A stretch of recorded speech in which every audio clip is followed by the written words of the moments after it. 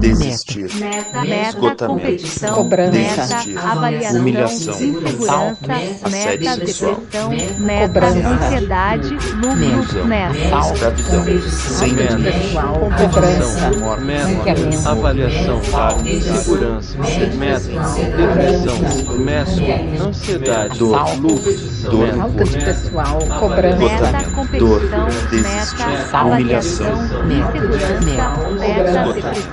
depressão, meta, ansiedade, lucro, meta. assédio, cobrança, abuso, ranqueamento, ameaça, chantagem, ilusão, cobrança, escravidão, sem limite, morte, violência, Meta. dar um fim, morte, morte, morte, morte, morte, morte, morte, morte, morte, morte.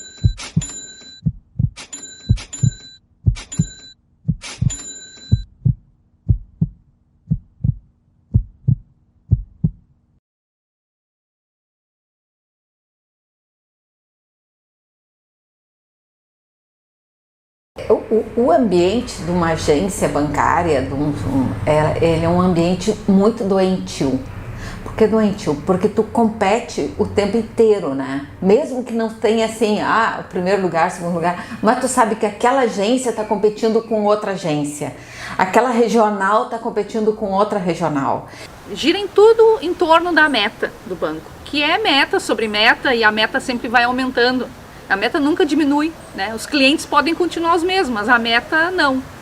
E dentro da agência, quem não bateu a meta sofre a pressão, inclusive dos colegas, porque vão dizer assim, pô, nós temos que fazer, a gente está fazendo por ti também, né? Então, imagina quem adoece dentro de um ambiente desses. Quem não consegue bater uma meta dentro de um ambiente que é extremamente competitivo. Lembro na década de 90, como houve um processo de reestruturações, PDVs, demissões, privatizações, teve um nível de suicídio foi enorme lá, em 3 anos, na década de 90, começo da década, não sei, certo? Teve um suicídio a cada 15 dias. Né? E hoje tem estudos recentes, que é de 98 a 2005, estudo de um colega bancário que é professor da Universidade de Brasília, que é um suicídio a cada 20 dias.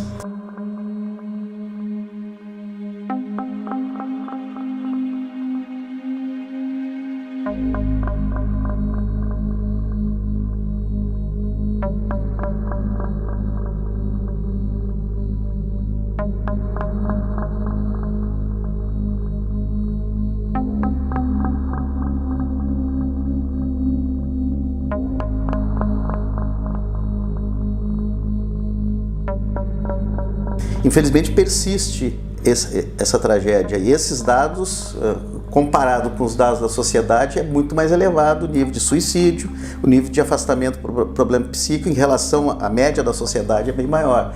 Portanto, tem alguma coisa que liga à gestão, à forma como os bancos organizam o trabalho. Hoje nós temos uma realidade extremamente perversa sobre a saúde do trabalhador, porque ou o trabalhador ele está desempregado, ou ele está subempregado, né, ou ele está sendo explorado com baixos salários, condições precárias de trabalho, e quando ele tem um trabalho regularizado, para não perder esse trabalho, ele é obrigado a cumprir uma série de metas, senão ele acaba perdendo aquela vaga dele. Né? E para cada vaga de trabalhador tem milhares querendo, né? Estão na fila do desemprego. Então, na categoria bancária, por exemplo, o que a gente percebe? Aqueles trabalhos que eram devotados à repetição, compensação de cheques, enfim, aquele trabalho mecânico, deixou de ser relevante. O que passou a ser relevante hoje para um bancário, para uma bancária? Qual é a distinção dele em relação a uma máquina? A distinção dele vai ser a capacidade desse bancário ou dessa bancária de seduzir o seu cliente a consumir determinados produtos, a adquirir determinadas mercadorias. E isso a máquina não pode fazer. O bancário hoje é o chato da festa, né? Isso é piada já, né? Tu chega lá, os parentes, lá vem o cara querer me vender um cartãozinho de crédito, vender um seguro e tal. Imagina tu ficar isso 24 horas por dia para poder entregar o resultado. Se tu não entregar o resultado, tu vai para a rua, ou tu vai ser descomissionado, ou a tua remuneração vai diminuir, ou a tua avaliação vai diminuir. Imagina isso na cabeça da gente, né? Então, evidentemente, com isso, começa a haver, além daquele adoecimento físico corpóreo, começa a adoecer justamente aquilo que é o objeto da exploração, que é a subjetividade. Então, evidentemente, a gente começa a partir da década de 90, início dos anos 2000, perceber uma separação entre o adoecimento físico e o adoecimento psíquico. Antes o que era praticamente sempre um adoecimento físico, que obviamente vinha acompanhado com o adoecimento psíquico, porque a pessoa adoecia mentalmente, né, em razão do seu adoecimento físico, a gente começa a ver uma substituição. A pessoa, ela primeiro adoece psiquicamente, e depois disso, eventualmente, a pessoa pode também adoecer fisicamente, etc. Mas a queixa central passa a ser queixas de ordem psíquica. Nós temos problemas de pressão por metas que está levando ao sofrimento mental, ao adoecimento mental e até muitos casos de suicídio.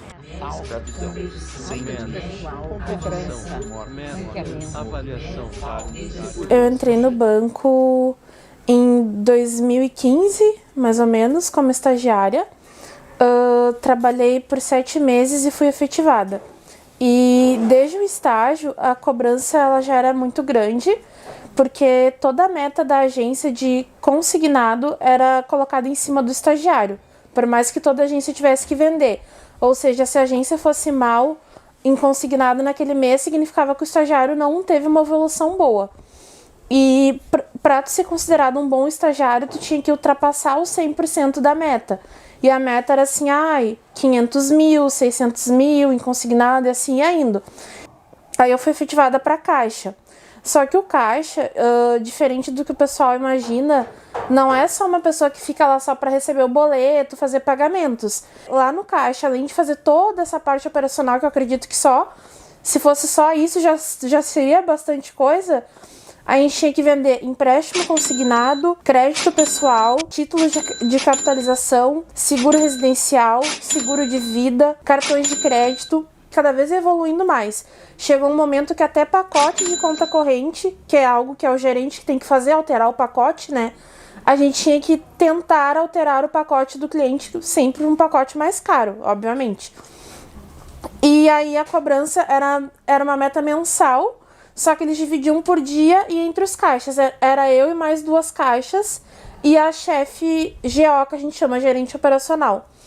Aí tinha mais aquela questão da competitividade, porque tipo assim, era eu e mais 2. E por que fulana vendeu 3 seguros e tu não tá vendendo há 3 dias? E como eu sempre fui de me cobrar muito, de me questionar da minha capacidade e tal, aquilo começou a me fazer mal sem eu perceber. Aí eu comecei a ter crise de ansiedade. Aí eu me acordava chorando, já começava a chorar só de pensar em ir pro banco. Daí até que eu percebi que daí eu comecei a ter ideações suicida. Ali que eu começou a pegar, sabe?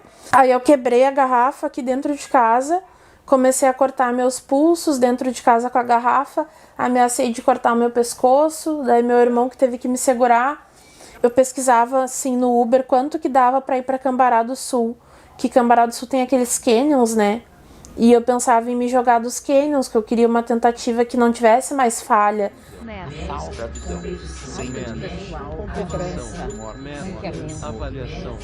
Agora, numa agência, nós tínhamos lá 10 mil clientes, com o advento da informática, com o advento da informação, nós temos 70 mil clientes.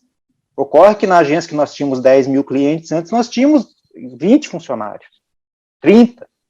E hoje, para 70 mil clientes, normalmente são 8 funcionários, no máximo 9.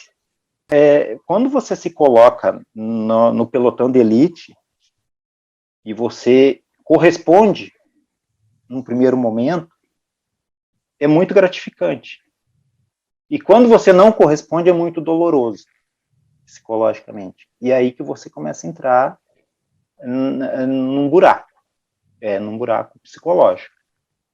Porque você quer fazer e você imagina que tem que fazer, na verdade não tem, né? não precisa fazer de novo, mas no teu psicológico você precisa fazer. E quando você se tem nessa situação de impotência profissional, ela propaga uma impotência pessoal, familiar, afetiva, e aí você passa a ficar mais introspectivo. No meu caso, não queria sair de dentro do quarto, nem assistir TV, apagava a luz, ficava ali, e aquele mesmo quarto escuro, quando você sai dele, ele não sai de ti, ele não sai de você, você continua andando e ele continua te acompanhando, e chega um ponto que eu imaginei pegar o meu carro em alta velocidade e simplesmente bater numa árvore e já era. Várias vezes eu tive em alta velocidade com o carro, faltou pouco. Então, e não foi por mim. Eu pensei muito nas minhas filhas, pensei nos meus familiares naquela hora. Ainda veio uma luz, assim, vamos dizer. E foi onde eu comecei a procurar ajuda.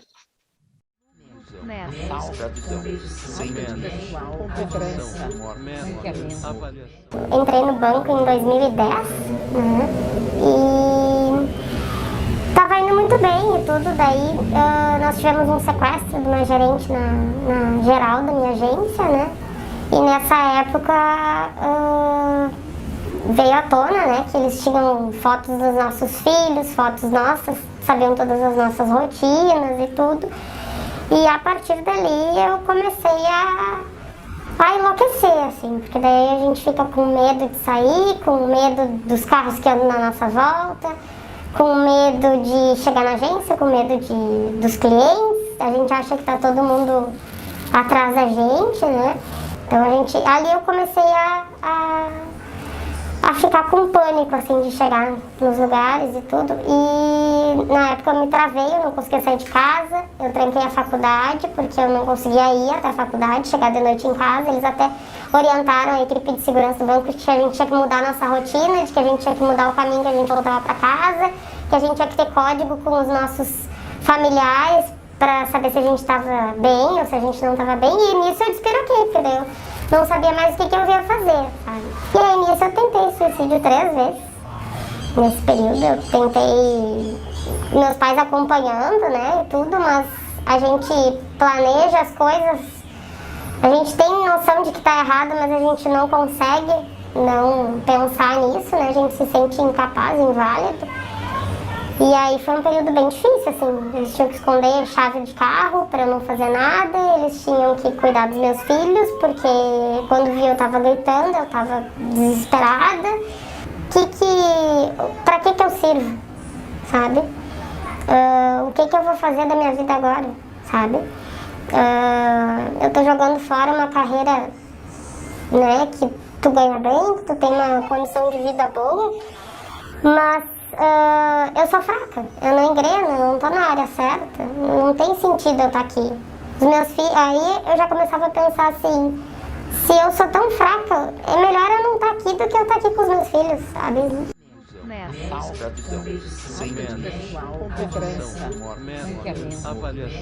Passamos umas férias ótimas, vimos todas as pessoas que a gente sempre vê nas férias, amigos que vão lá, tava tudo certo, tava tudo tranquilo. Aí a gente voltou, né? Segunda-feira fomos trabalhar, ele chegou em casa muito estressado. E me disse assim, porque eu tô muito estressado, estão me incomodando muito, só começam a falar em descomissionamento no banco, e eu tô muito estressado com isso. Hoje me disseram que descomissionaram 300 em São Paulo, e eles ficam falando isso todo o tempo. E aí eu falei assim, isso é um terrorismo que eles fazem, eles gostam de falar essas coisas, assim, não leva ao pé da letra, tu é um baita funcionário, né, imagina até isso chegar até ti, né. Eu disse, mas os caras enchem muito o saco com isso, estão sempre falando na mesma tecla, nunca tá bom, a gente vai lá, faz coisa e nunca tá bom. É difícil, assim, tu simplesmente chegar e pedir demissão né, de uma coisa que é o teu trabalho e é um concursado no Banco do Brasil, é um negócio que as pessoas dão um dedo para estar lá dentro trabalhando, ainda mais no cargo que ele tinha, ele era um gerente de uma agência boa, enfim. E ele me disse que ele queria sair, eu falei, olha só, calma, vamos pensar, tu tá estressado. E pelo meio-dia eu saí para almoçar, saí um pouco antes do meio-dia e meu telefone estava dentro da bolsa, eu fui num restaurante, muito barulho, não ouvi. Quando eu peguei meu telefone, tinha umas 30 chamadas no meu telefone, num número que eu não conhecia. E aí eu comecei a olhar, ver o que era. E liguei de volta, era uma vizinha minha, me chamando. Me disse que tinha acontecido alguma coisa na minha casa, que estava com um vazamento em casa, porque ela não queria me preocupar, me pedindo o número da minha irmã, me pedindo o número da minha mãe. E eu achei aquilo tudo muito estranho. E eu falei, não tem vazamento, fecha o registro, eu tô aqui no meu consultório trabalhando. E ela disse assim, eu perguntei, ela disse, não tá. Eu disse, ele foi no médico, né, mas eu acho que já era para ele ter voltado. Eu disse para ela. Ela, não tá, ela me disse. E tu tem que vir para casa de qualquer maneira. Então tá, falei, tudo bem. Aí eu falei para minha secretária assim, tu desmarca todo mundo de hoje de tarde que eu vou ter que ir lá em casa, porque deu um problema. Eu vou ter que sair correndo e ir para lá. E quando eu entrei no carro, eu senti que tinha acontecido alguma coisa com ele e eu achei que ele tinha infartado. Ele tá no hospital, ele tá mal, por isso que ela não quis me dizer nada. Né? Eu achei que ele tinha infartado por causa do estresse que ele tava. Aquele suador, aquela coisa assim, né? E, nossa, nunca me passou pela cabeça que ia ser outra coisa, né? E eu peguei o telefone para ligar para ele. Da estrada, assim. Minha mão tremia, eu tava tremendo. E aí daí, naquele momento, eu me protegi por alguns minutos. Eu pensei assim, se eu ligar para ele e ele não me atender, aí eu vou pirar. Eu vou bater o carro, vou me acidentar, eu não vou chegar. Então eu não vou ligar para ele. Eu vou chegar lá, eu vou ver o que está acontecendo. Eu raciocinei assim, por alguns segundos assim. A gente tem alguns mecanismos que a gente se protege, né? E eu acho que nesse momento eu pensei na minha filha. Eu pensei, eu não posso. Porque eu sabia que tinha alguma coisa acontecendo com ele. Eu pensei, não pode acontecer alguma coisa comigo. Então, eu não mexi no telefone. Aí eu cheguei lá no meu condomínio, eu entrei na minha garagem, estacionei, e aí tava toda a minha família lá. Já assim, meu cunhado, meu pai, minha mãe, e aí eles já sentaram e me contaram o que ele tinha feito. Ele estava em casa e a gente tem um closetzinho com um cofre, e ali dentro ele tinha uma arminha. Uma arma pequena. Eu não sei nem que tamanho de arma que era, mas era uma arma bem pequena. E ele pegou a arma e deu um tiro na cabeça. Foi isso que ele fez. E os trabalhadores, em especial os bancários, têm que procurar as entidades sindicais, procurar auxílio, né, de seus médicos justos, médicos que sejam da sua confiança, né, para sair disso. E falar, conversar, dialogar, colocar para fora. E não ficar trancados num quarto escuro ou pensando que o problema é seu. O problema é nosso pessoas, né? Nossa coletividade, o problema é coletivo.